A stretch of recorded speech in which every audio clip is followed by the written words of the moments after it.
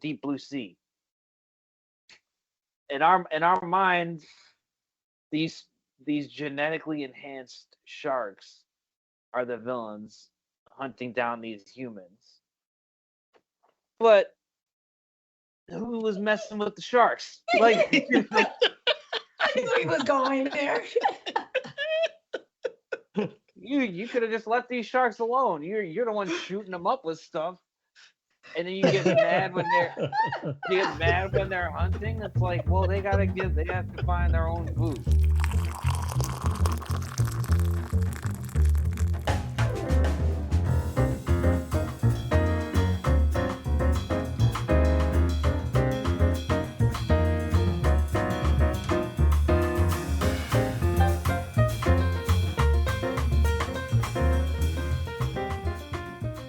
Hello, and welcome to the Cup of Tea Critiques podcast.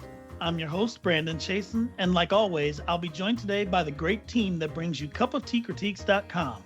We are super excited to get started on our podcast, where we will share our unique perspectives on several different areas in movies and television. At Cup of Tea Critiques, we encourage critical viewing of cinematic presentations so you can decide for yourself if they're your cup of tea. Here on the Cup of Tea Critiques podcast, we will dive even deeper into the productions and subjects that we cover on our website, engaging in conversation and sharing our unique perspectives on each topic. Ready for a deep look with a deep brew? This week's topic, villains. I'm so excited to get to this topic, so without further ado, let's get started. In case you're unaware, Cup of Tea Critiques is a family business, and I'm so happy to introduce my family to you. I'm here with my brother, Chris, my mother, Reba, and my father, Terry. Guys, I'm so excited because I know, at least individually, if not all at the dinner table, we have talked about villains ad nauseum. So, I'm really excited because I want to share with everybody, our different takes on what makes up a good villain, a bad villain. I know we've had some colorful conversations on some of the bad villains in some of these productions. So let me get started by just asking, let me ask the board, what makes up a good villain? I can go first. When I thought about this topic, it was I had seen The Beekeeper, which was a Jason Statham movie that came out pretty recently, and the villains in that movie, are they technically good villains or iconic villains? No, they're just scammers, and we all hate scammers. So so in a sense, you're kind of watching the typical Jason Statham formulaic kind of movie, but you're like enjoying it. Even if you're a fan of him, you're enjoying it even more because you're like, yeah, that's what I wanted to do to them when I got scammed. So, so as an unconventional villain, or just maybe one that um, buys into to your escapism a little bit, or your this is dopamine rush of beating up a scammer because we've all wanted to do it before. Like that was a good villain. I think um I think intelligence makes good villains. I think charisma makes good villains. Not necessarily charisma in the sense of uh they're charming to other people. It's just they have this style about them, and this kind of like confidence. um I think that makes good villains. I think and just kind of some kind of understandable reason why they're doing what they're doing. um Hmm. and we can agree that whatever violence they're uh putting into motion is bad, but it's something about what they're saying. You think of Killmonger and um, help me out here, Black Panther. Like just what they say, things that make sense, and they're it's not just like, yeah, I want to blow up the world for no reason. Like they have Mhm. some logic behind um what they're the actions that they're putting out there. And I think like for instance, for me, a good villain is Kevin Spacey in Seven. and I think it's because he's so indoctrinated, and those kind of villains can be really scary. Like they've bought into this idea. He's influenced by religion, which can have a very strong hold on people, and so he's killing people in the name of the seven deadly sins. It's very hard to dissuade somebody who's so in on whatever their ethos is when there's religion behind it, when there's doctrine behind it like that. So that just makes him scary to me, because it's like there's no way to talk this guy down. Realize, detective, the only reason that I'm here right now is that I wanted to be. No, we would have got you eventually. Oh, really? So, what were you doing? Biding your time? Toying with me? Allowing 5 innocent people to die until you felt like springing your trap? Tell me, what was the indisputable evidence you were going to use on me right before I walked up to you and put my hands in the air? John, calm down. I seem to remember us knocking on your door. Oh, that's right. And I seem to remember breaking your face. For me, sometimes you don't necessarily know what the villain's reasoning is behind what they're doing. So there's a bit of intrigue there as far as they're sinister, but we don't know why. And of course, over the course of the film or TV series or whatever, you start to understand what that reasoning is. And to Chris's point, it does make sense. Good villains to me, I think Bad Boys 1, the villain in that guy was pretty good because he was scary in that he was not one that just flew off the handle and said things. He was very controlled, and you knew that he would do just about anything in order to get what he wanted. And Die Hard 1, I think the villain was very good. To Chris's point, he was someone that was smart and, maybe thought he was a little bit too smart. He was another one that you didn't really know exactly what he was doing.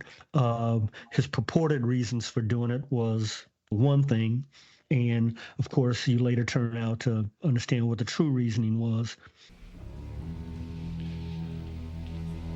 But I need the code key because I am interested in the $640 million in negotiable bearer bonds that you have locked in your vault. And the computer controls the vault. You want money? What kind of terrorists are you? Who said we were terrorists? But I think those two villains fit into kind of what Chris was saying. There's some charm or charisma about them in terms of the way they carry themselves.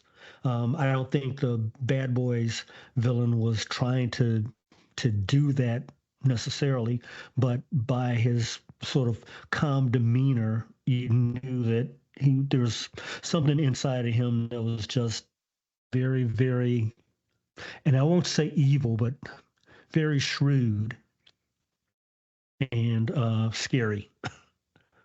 This is a good way to start. Mom, what about you? What do you think makes a good villain? I think a good villain, I have to agree with both your dad and Chris. They have to be methodical in terms of the way they go about their business, and they have to be controlled. I'm just not feeling a villain that flies off the handle very easily. They really have to make me stand upright and pay attention, much like parents do when, kids act up in the grocery store. The parents that just give their kids a look, and that's all they have to do, and the kids just straighten up and fly right. I need that kind of villain. Not that parents are villain, but that's the kind of villain I'm looking for. Those are the kind I like. And so I think, for example, about Heat, all the villains in Heat. De Niro's character in Heat, he's probably my favorite villain of all time. He was very controlled, very methodical. It was obvious he did not play. He was serious. He's just a serious man. Guy told me one time, don't let yourself get attached to anything you are not willing to walk out on in 30 seconds flat if you feel the heat around the corner. Now, if you're on me and you got to move when I move, how do you expect to keep a marriage? Well, that's an interesting point. What are you, a monk? I have a woman. What do you tell her? I tell her I'm a salesman.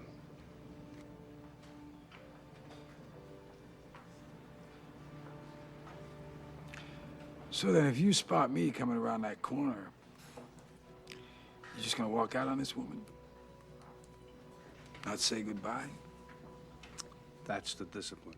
I also like the villain in Bad Boys. Your dad, I think, just pointed that out. The villain in Bad Boys he was a very, very good villain. I didn't like what he did. But he was somebody you didn't mess with. He made that clear. So he was very good. And then Denzel Washington's character in American Gangster. What is that you got?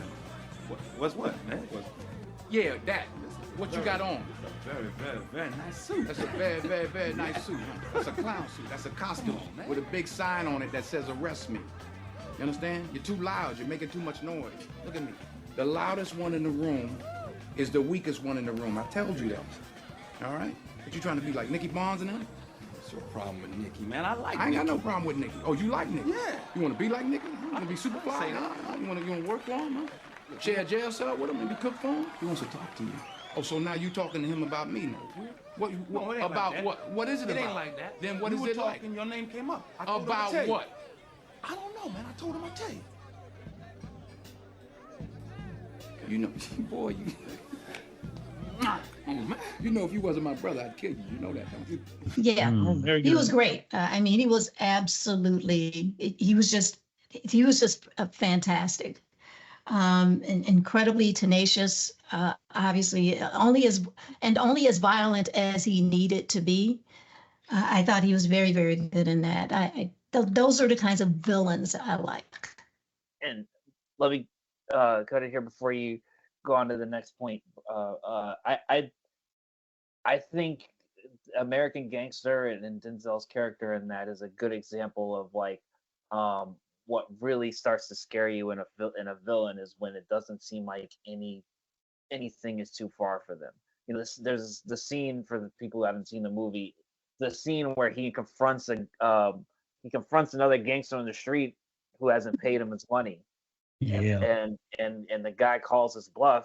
He pulls out a gun, puts it to his head. The guy calls his bluff again, and he shoots him. Yep. In broad daylight with people around, and he just walks back to the restaurant. Yep. Like it was nothing. And Yeah. his own, and you see his own family, his cousins are scared of him. And you're like, well, if the people on his side are scared of him, how am I supposed to? Yeah. And so I love that. Sorry. No, sorry. I was just gonna say, I love how you guys all touched on a lot of things I wanted to speak on, and actually in all three different movies. To close out with the American Gangster situation, part of the reason why I enjoyed him as a villain is exactly that scene. But for me, it's that also I want my villains to have some sort of code. And in his case, that was exactly the situation. Don't screw me and I will not screw you. He wanted his 15%. So after blowing the guy's brains out, all he took was the 15% that was owed to him. So it made it very clear that these simple parameters will keep you alive. So it also instilled some sense of loyalty and fairness to the people that worked for him. They understood as long as I stay within the lines here, he will treat me with respect and we can operate and both make money. But if I try and cross him, there will be dire consequences. We've all mentioned a bit about the Bad Boys guy. And so to be specific, we're talking about Bad Boys 1. While I'll also say there were some other good villains, but in the Bad Boys 1, one of the things with him as well was he was decisive. When he made a decision, he moved forward. And it was even within the plan that he had already created. So when the movie first begins, the guy we learn is the distraction. And then his plan was to make him completely the distraction by blowing him out the back of the van. You know, and there wasn't any hesitance in his move. He made that decision. The guy was gone. When one of the guys messed up with the plan, he got rid of him without hesitation. Everybody knew that was what was going to happen. And when the cops got in the way, he made a decision to go after, their witness and say, look, this is what I'm going to do if you do not just get off my back to do what I have to do. And you believed him at that point. It's later in the movie, and you knew that woman's life was 100% in danger because he had already said, if I'm going to do something, I'm going to do it. So I love the fact that he was decisive, he was believable in that sense. And then Chris brought up Killmonger in Black Panther, and that one leads to when the villain has a story.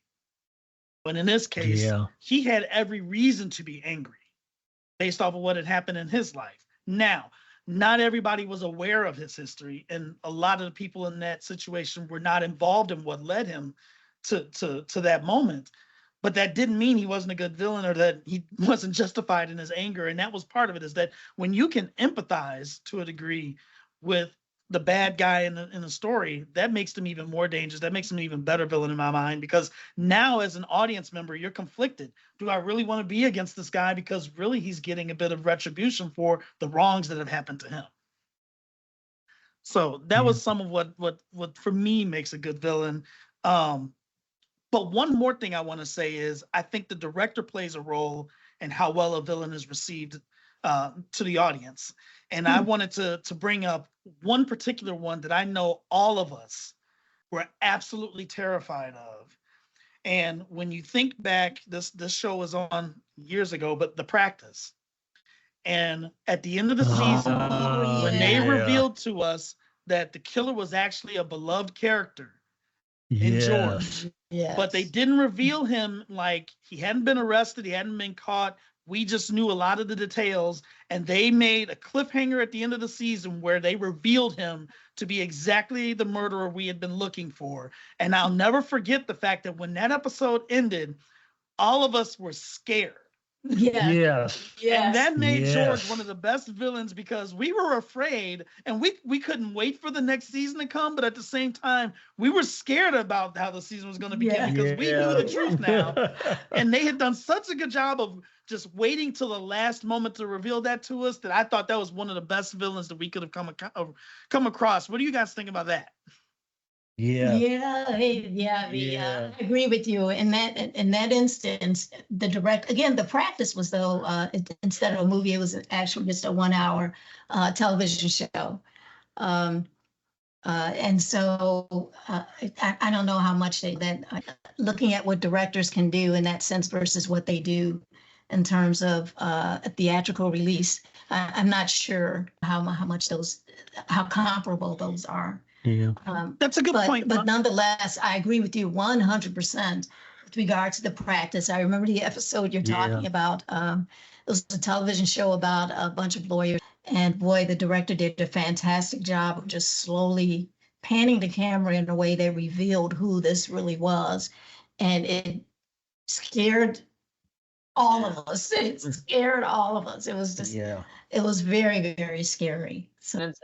And in particular with the the direction when it's an anonymous villain, when we don't know who the villain is, they're in charge. They have agency over how it's revealed to us, right? And that was a good example of them framing it in the scariest possible way. And so now, not only did they do that, but it creates this dramatic irony because we know he's the killer and the people that he's the closest to don't know. And so, so there's that added suspenseful element of it. Two other things I wanted to add as far as what makes a good villain. And we like characters who are funny. Like, we like characters who make us laugh. So if there's a villain in a movie that's funny, even just being themselves, we're going to want to see them on screen, and they're going to appeal to us in a way, even if we don't agree with what they're doing. So I think a good sense of humor can make it for a really good villain, and a memorable voice. Interesting. You beat me to that, bro. I was going to mention a voice because another one of my favorite villains of all time, and I don't remember the character's name, if they even gave it to us or whatever, Phone Booth. Phone Booth was, I won't call it necessarily the greatest, but what I really enjoyed is that the whole thing of it is that it kept the Villain Anonymous. We never saw the villain's face. And because he had knocked off people, he was a sniper, knocking off people and whatnot, like, you knew you had to be afraid of him because you couldn't see him. That was part of the appeal. Part of what left you on the edge of your seat was you're like, who's next? Stuart, come on, you're behaving like a child. You're still going to give me the silent treatment. Hello? Stuart, don't do this, please. Come on. My sainted mother used to do this. She used to dish us out. Stuart, please don't do this. Stuart, you're bringing back my unhappy childhood.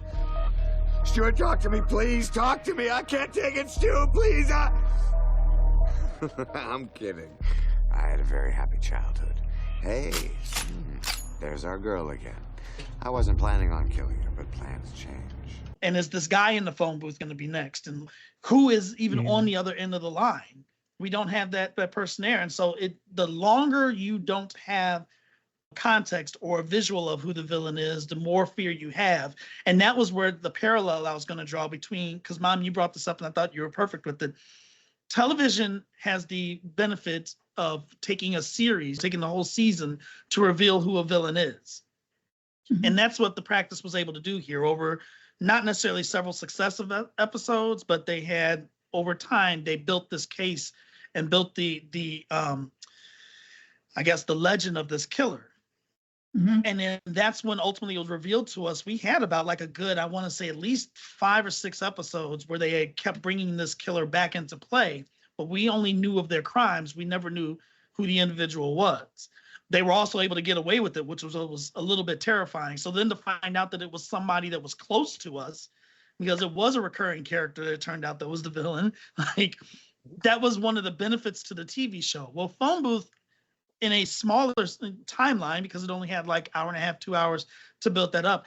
Similarly, we had the whole show for them to reveal all the reasons for us to fear this person before we ultimately find out. At the end, we find out who it's supposed to be. Again, I don't think we ever see the villain at the end, but that led to a lot of the fear factor that made this person a good villain in my eyes. So that very big soapbox moment over. I also wanted to kick it to you guys because we've also witnessed some not so fun villains. They were not very believable for whatever reason. So let me flip it now. What makes a villain not a good character?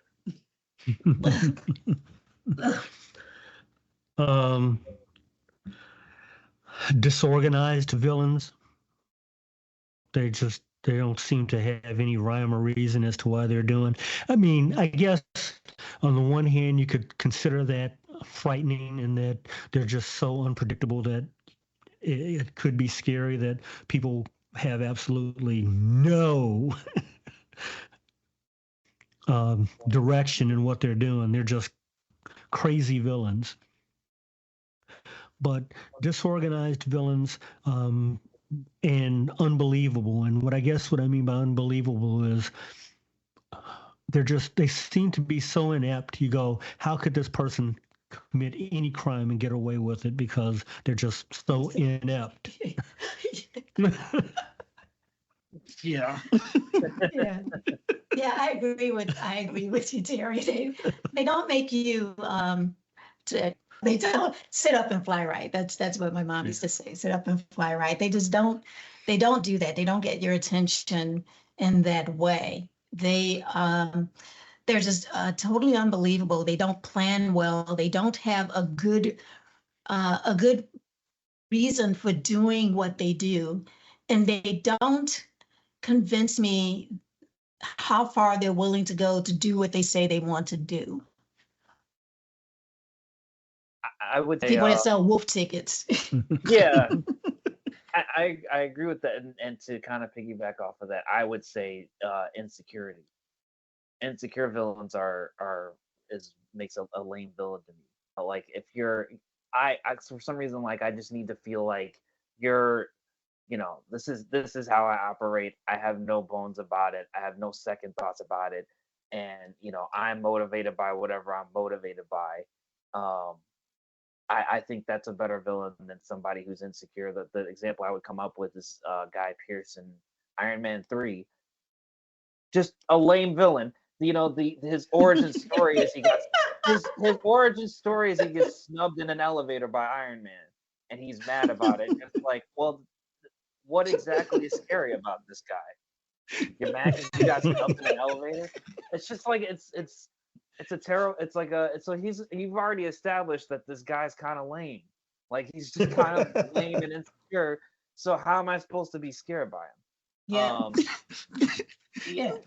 Chris, I'll go. Oh, sorry. The other is one more thing I would also say, just impulsive villains, because if you're not calculated enough, your demise is going to be relatively soon. To me, and a lot of people could probably disagree with this, but I think Scarface is kind of a bad villain for that reason. You're not good. You just know how to hide. How to lie. Me, I don't have that problem. Me, I always tell the truth. Even when I lie.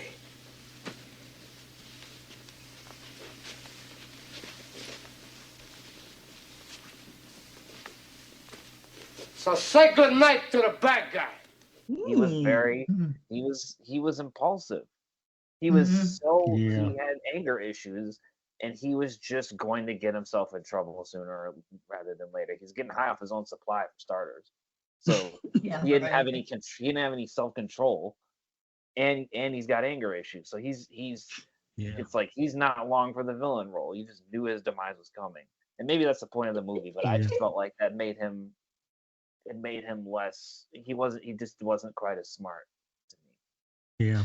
It's interesting that those people we don't consider good villains, but like I was mentioning earlier, sometimes that completely wild unpredictability some people see as scary and a villain to be feared. But yeah, I agree. If a villain was just kind of just out there, it's really hard for me to get behind that and be convinced that, okay, this is someone who's terrifying and to be avoided.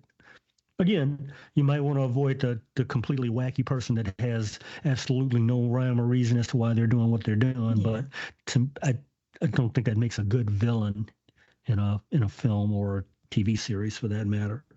Good villains also, to me, can't talk a lot. They can't be verbose. I mean, shut up.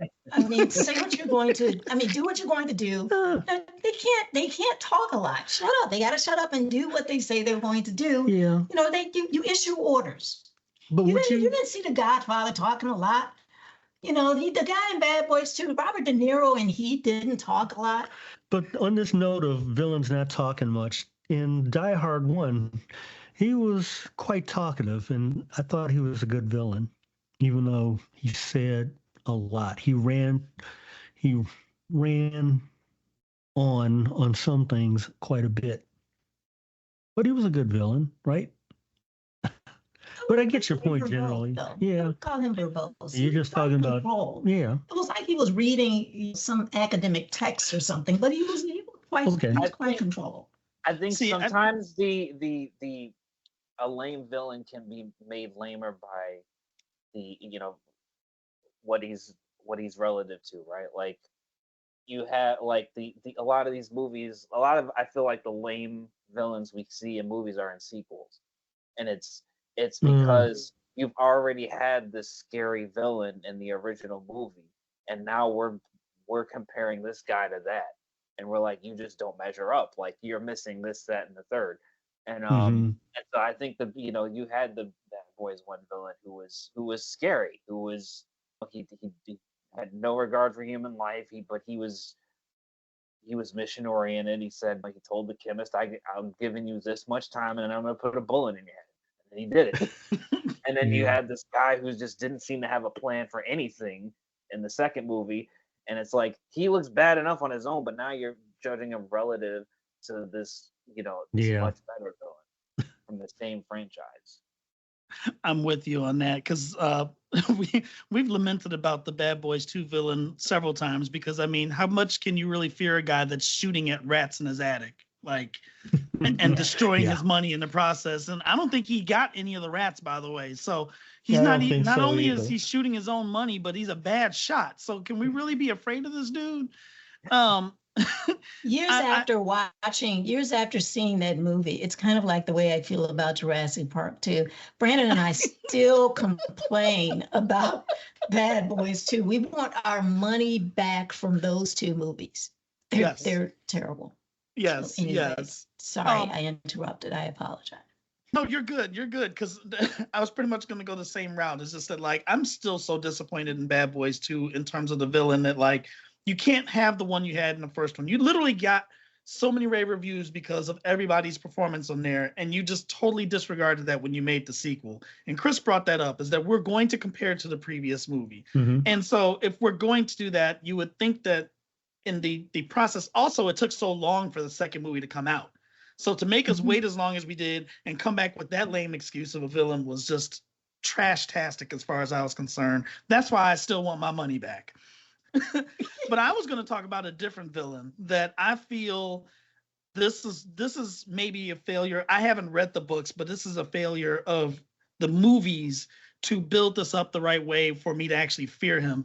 I think one of the worst villains of all time is Sauron from the Lord of the Rings trilogy. Okay. And I understand I may get ripped to shreds because this is an epic and all that jazz, and it made all this money. And this is in no way an indictment on the movies being good. They are great movies, but this is a lame villain. Okay. Because I come away from this movie wondering, why am I afraid of a guy who's been in one scene, got his fingers chopped off, and I never saw him again? There's nothing for me to be afraid about that. And he got beat by a broken sword. So he ain't even get beaten in any real like fight. Okay, like that was an absolute lame villain there. I got one scene of this dude who was killed by the son of the guy he just killed with a broken off sword. There was nothing fearful for me, nothing to fear in me over Sauron or his dang blasted bright eye. That was a lame villain. And they needed to do more for me to build up Sauron's legacy and why I should be afraid of him, why I should be afraid for him coming back into power. There's nothing really did it. They did one scene, Lord of the Rings. I needed you to do better on that end. I was thinking though about the dichotomy of villains, good villains versus bad villains. Or relatable villains versus unrelatable villains, and wondering if maybe there's more than two slices of villains. And so I'm thinking about villains that they're good villains by definition, but they're not relatable. Mm-hmm. And so I think, for example, your dad and I just finished we just finished Cross, and the villain in Cross, no doubt, I thought he was very, very good. He was very, very good, but he's so diabolical. It makes him unrelatable. And so I'm just wondering if maybe, and I think about another one, the Joker. Oof. The Joker's a villain, right? And many would say the Joker's a good villain. Yeah. But he's go ahead. Diabolical, so he's not relatable. And so, I mean, inform my perspective. I mean, help me understand this, all of you all. Let me think about this a little more deeply here. On the Joker, the Joker is along the lines of another villain that I'll bring up in a minute. But the Joker, the relatability to that, as far as I'm concerned, is the fact that on the one hand, the Joker is portrayed early on as just a normal person who has some mental health, some mental illness issues. And in that respect, you sort of feel sorry for him as a human being, as a person. He develops into this diabolical villain. But I thought that the way the story unfolded, you understood some of the reasons why he was the way he was and what drove him into ultimately becoming the villain that he was. Another one is, and we've talked about this a little bit before, Eileen in Monster. It's based on a true story. The movie is, and she's done some horrible things. But over the course of learning about her background and what she had gone through, you understood how she got to where she was, and relatable, unrelatable, not sure, but you do kind of empathize with her plight, even though she became what is labeled a monster. This person that did some horrific things. So the two characters, I think, knowing some of the trials and tribulations that they've gone through, you can empathize with them, even though you may like them or not like them, consider them a good or a bad villain. I think those two stories kind of get you to understand that people are complex, and the makeup of a villain can be complex. I mean, the Joker was a different kind of diabolical. The guy in Cross, the villain in Cross, is a different, right, babe? A different kind of diabolical. And so he is, but in Cross, though was a murderer. Okay, she was a murderer. These what movie was that? These two guys.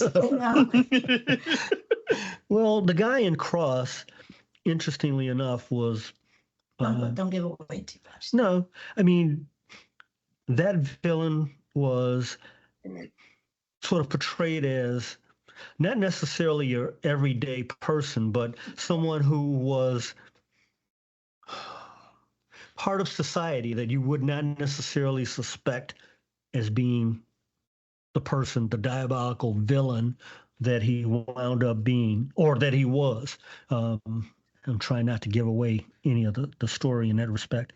Yeah, hold off. Some of us But haven't he gotten there yet. was someone that you could relate to as, on the surface, a normal person.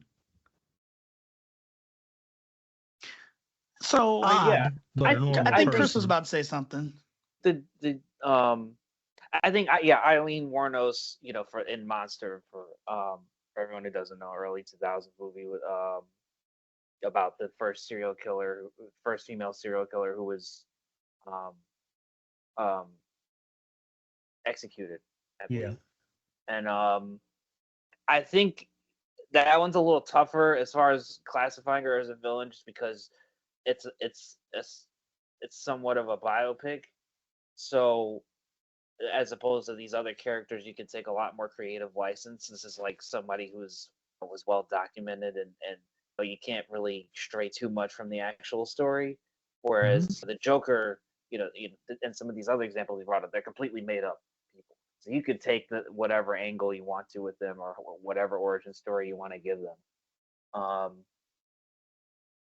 But I do agree, it does go back to what Brandon said about a good villain having a story.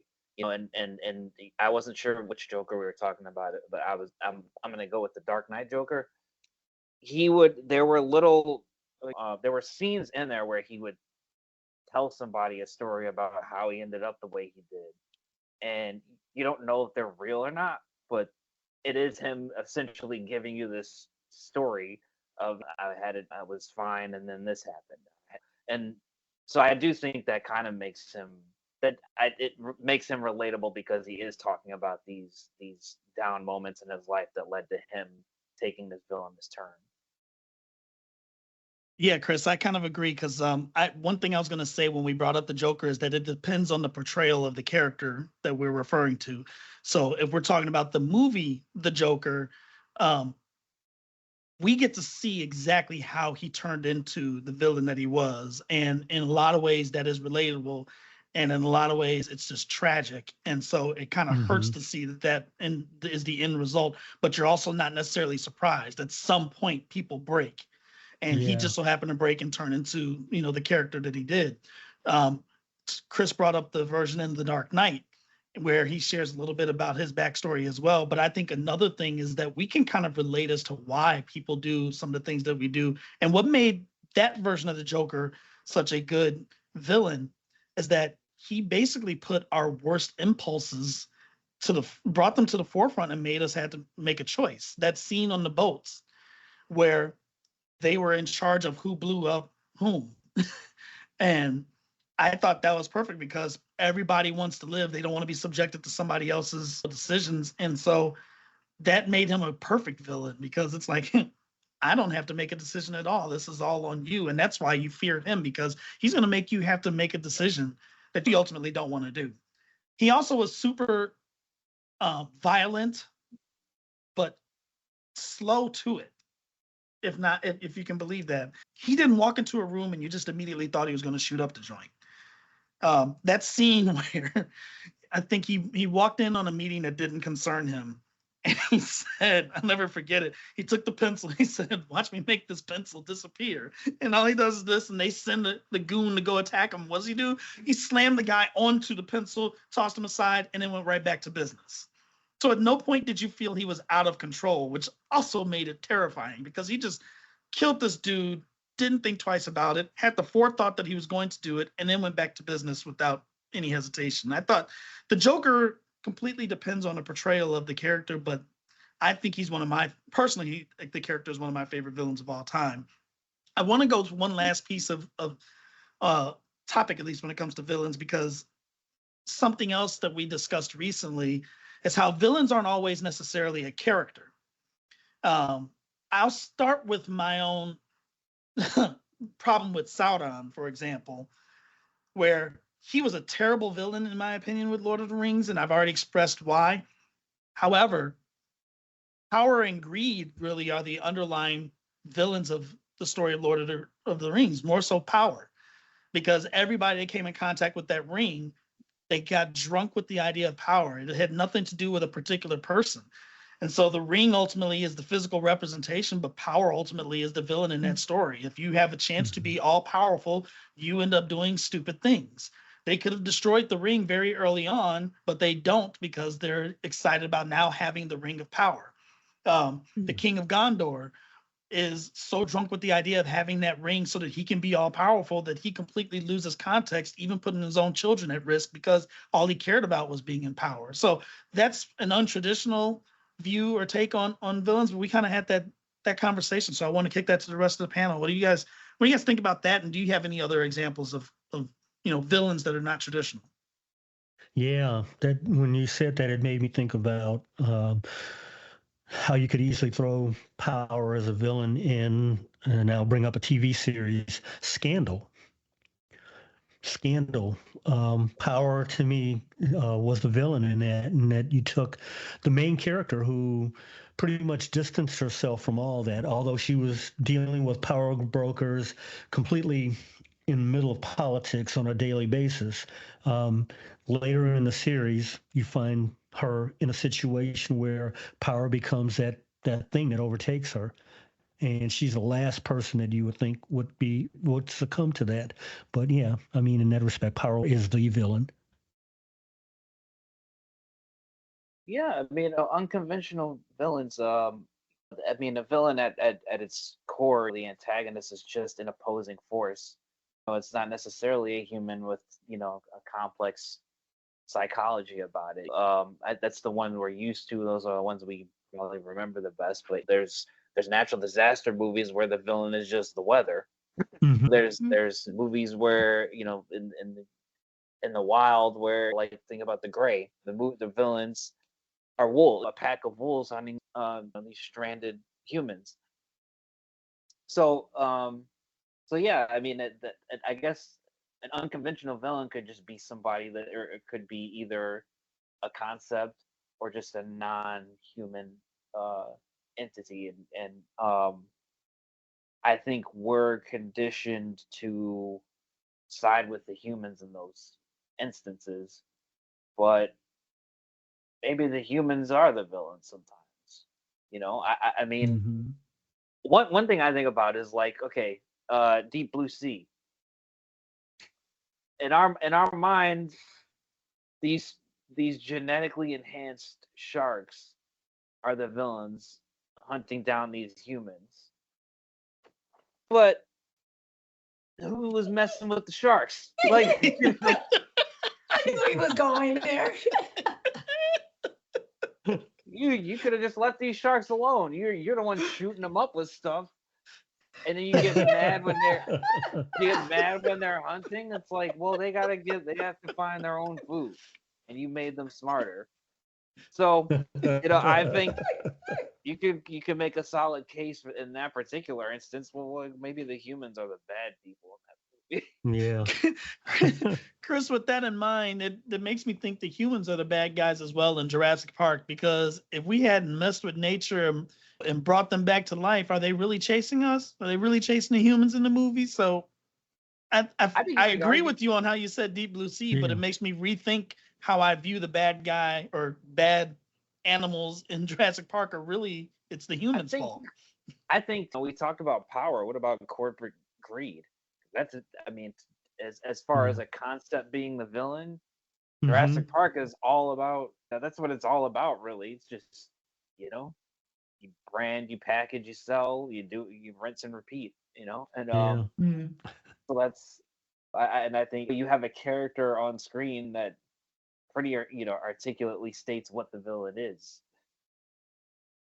Yeah, Dr. Malcolm. I assume you're talking about that scene with Dr. Malcolm where he's talking about before we even think about it, you've done this, you package it, and you're selling it. That's a great point, Chris. Is that right there tells you the villain in the story is corporate greed versus anything else.